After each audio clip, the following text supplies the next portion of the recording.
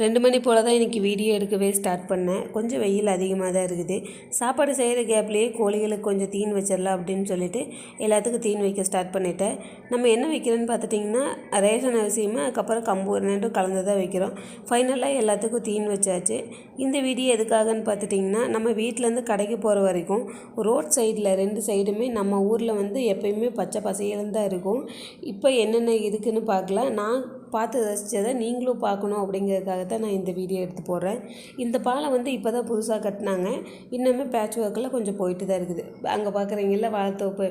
ஆமாங்க, எங்கள் ஊரில் அதிகமாக வாழைத்தோப்பு, அதுக்கப்புறம் கரும்பு, இந்த 2ம் அதிகமாக இருக்கும். நெல்லெல்லாம் பார்த்துட்டிங்கன்னா சீசனுக்கு தகுந்த மாதிரி வாய்க்காலில் தண்ணி இருக்கிறப்ப நெல் போடுவாங்க. இப்போ நெல் போட்டாங்க.